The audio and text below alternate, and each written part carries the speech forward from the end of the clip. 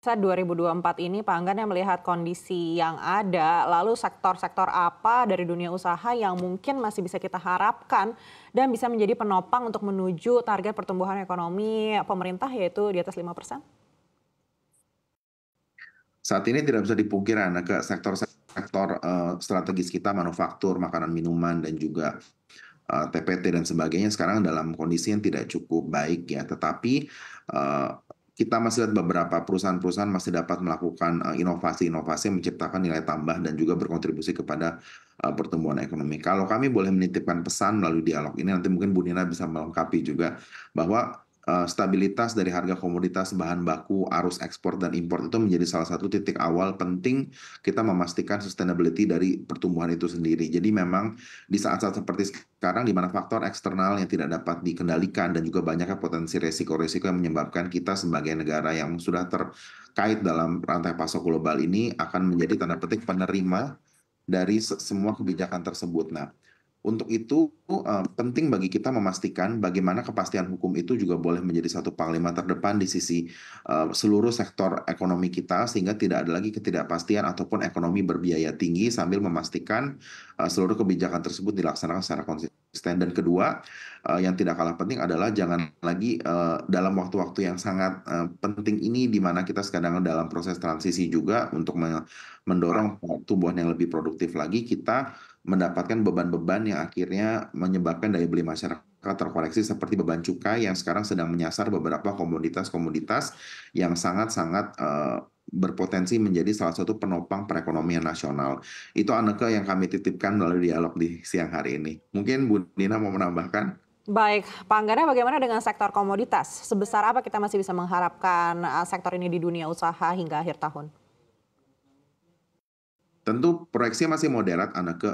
Kita melihat bahwa nantinya mestinya di tengah tahun ini pemulihan-pemulihan perekonomian yang ada di Amerika, Eropa itu akan menjadi satu stimulus yang cukup baik dan juga komoditas-komoditas strategis misalnya energi dan sebagainya dengan ada peningkatan perbaikan perekonomian harusnya itu akan terkerek dengan secara otomatis dan juga kami sangat mengapresiasi sekali berbagai macam inovasi pada subsektor strategis yang sedang bertumbuh seperti nikel yang sekarang tata kelolanya semakin transparan dan juga pemerintah mengeluarkan terobosan-terobosan pemantauan dan juga transparansi dari dua sisi, baik dari sisi pelaku usaha maupun monitoring yang dilakukan oleh pemerintah untuk dapat memastikan akuntabilitas dari penjualan ataupun transaksi antar negara. Nah, ini juga didukung sama pemerintah juga untuk melakukan reformasi juga dari sisi industrialisasinya sendiri dari semua aspek sehingga kita menempatkan posisi Indonesia sebagai salah satu pemain paling strategis dari industri-industri baru yang sekarang sedang berkembang seperti nikel dan energi alternatif lainnya. Baik, kita akan beralih ke Ibu Nina. Iya, Ibu Nina tadi disampaikan juga oleh Pak Anggana bagaimana sektor-sektor di dunia usaha ini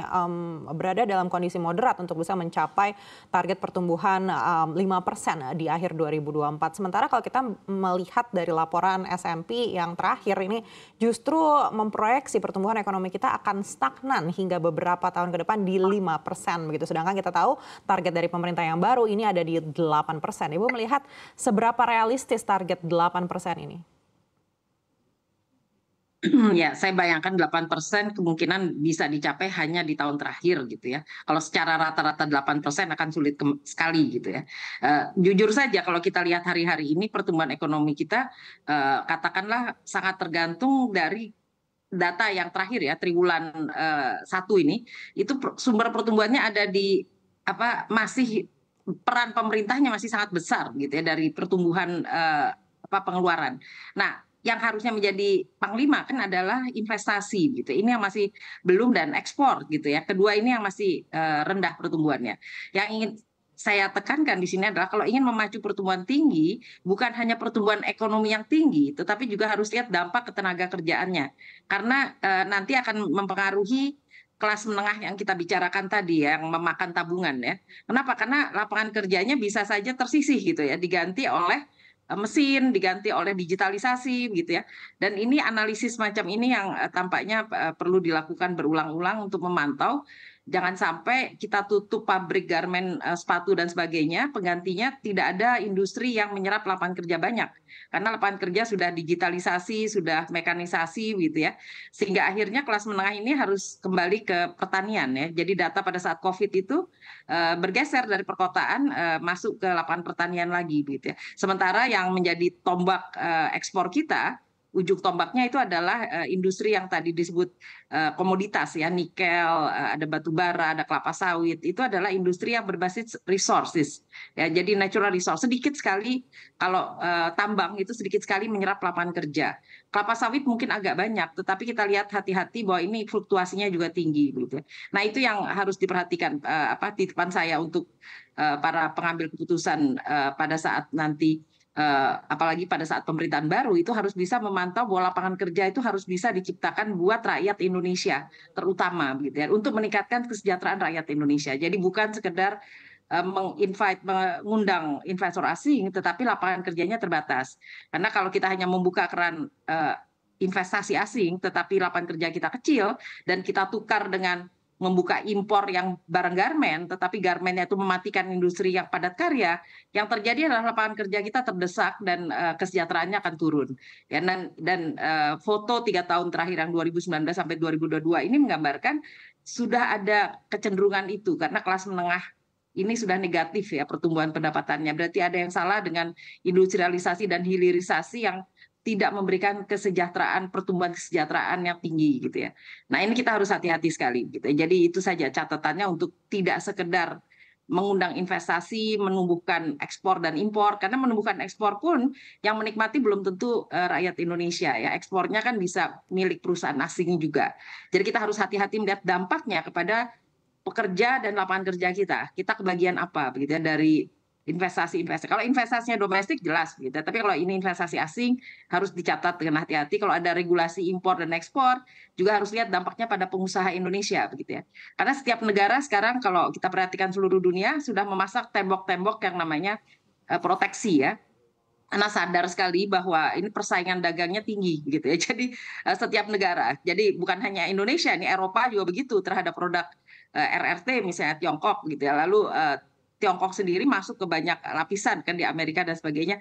Jadi kita harus melihat positifnya adalah kita mengundang investasi, tapi lapangan kerjanya harus bisa untuk penciptaan yang banyak gitu ya, bukan sedikit lapangan kerja ya. Dan harus ditukar, jangan sampai menukarnya dengan industri yang berpadat karya gitu. Karena ini industri yang tumpang tindih ya, nanti akan menjadikan rakyat kita semakin sengsara. Ini catatan yang harus dipelajari ketika regulasi itu terjadi, harus ada evaluasinya ya, kemana dampaknya. Karena kita udah lihat ya, digitalisasi setelah COVID itu mekanisasi, itu menggantikan lapangan kerja yang ada di retail ya, kalau di perkotaan kan retail. Juga pertanian sekalipun itu sudah bisa mekanisasi dan digitalisasi ya, tetapi kan sedikit ya kalau pedesaan. Nah, yang paling penting adalah perkotaan ini harus dijaga untuk menciptakan lapangan kerja industri yang berbasis padat karya. Nah, ini yang Indonesia rentan ya, karena pabrik sepatu tutup, pabrik tekstil tutup, itu catatan keramik juga kena gitu, imbasnya. Jadi harus dicatat dengan hati-hati, dilihat dan dirubah kebijakannya. Baik, Ibu Nina, tadi Ibu sedikit mention soal proteksi, terutama untuk barang-barang asal Tiongkok. Ini yang juga menjadi dilema untuk kita semua apabila ternyata ini diberlakukan oleh pemerintah yang baru. Lalu bagaimana nasib ekspor kita ke Tiongkok, yang dimana Tiongkok ini juga merupakan klien terbesar kita untuk ekspor-impor? Ya, kita harus bisa menghitung plus dan minus gitu. Jadi negosiasinya bukan melarang ya, tetapi jangan sampai kita membuka keran impor yang mematikan garmen kita, sementara kita menerima investasi yang lapangan kerjanya sedikit kan. Jadi ini dari sisi nilai uang mungkin lebih besar investasi itu, tetapi dari sisi pekerjaan, lapangan kerja yang hilang lebih banyak daripada lapangan kerja yang diciptakan dengan industri baru yang masuk ya, nikel dan sebagainya. Ini yang kalau kita lihat data lapangan kerja, penciptaan lapangan kerja itu yang turun adalah tingkat pengangguran terbuka, tapi yang naik adalah pengangguran terselubung. Ya, jadi bahaya kan, bahaya karena pemerintah hanya memperhatikan laporannya itu tingkat pengangguran terbuka yang turun. Padahal tingkat pengangguran terbuka itu kecil sekali, gitu ya. Jadi yang banyak ini yang pengangguran yang sektor informal yang terselubung ya, yang istilahnya setengah pengangguran. Ya, nah ini yang kalau tadi ekspor kita khawatir ke Tiongkok, kita perlu lihat strategi ekspor tiap negara ya. Jadi ada diversifikasi ekspor ya, itu penting sekali. Dan ketergantungan kita tidak boleh hanya kepada satu negara. Setiap negara sekarang diversifikasi. Ya, jadi kita harus hati-hati pasar kita jangan hanya 100%, katakanlah di atas 50% Tiongkok kan enggak gitu ya. Jadi mungkin 20-30% ke Jepang juga, ke Korea juga, ke Amerika dan seterusnya. Memang perlu dengan hati-hati dicermati kebijakan apa yang membantu. Ya karena serangan terhadap barang kita itu sangat tergantung pada daya saing industri kita sendiri. Nah, kalau industri kita tidak kuat, yang terjadi hari-hari ini kita hanya menyaksikan tutupnya pabrik. Ya, dan yang kita tidak boleh lupa ada lapangan kerja di situ ya. Jadi penurunan pendapatan kira-kira gitu ya. Terbayang kalau ada pabrik tutup. Dan yang kena bukan yang pengusaha besar yang menerima investasi besar, tapi pengusaha kecil menengah ini. Ini yang kena, gitu. Kecil dan mikro bahkan ya. Menengahnya pun mungkin masih agak besar. Ini yang harus dipantau ya. Artinya ada plus minus ya. Siapa yang ingin ditumbuhkan ya di dalam pertumbuhan ekonomi inklusif yang ada di dalam rencana pemerintah. Karena jangan sampai hanya melihat nilainya yang besar, tetapi lapangan kerjanya hilang. Ya, nah ini yang kita khawatirkan. Karena stagnasi dari sektor informal sudah menggambarkan 60% itu nggak bergeser ya. Jadi artinya kita tidak ada perbaikan dari sisi lapangan kerja. Dari sisi lapangan kerja harusnya sektor formal yang meningkat. Ini kan informalnya naik, sempat naik lalu turun sedikit tapi stagnan lah di kisaran 60%. Ini sangat berbahaya. Baik.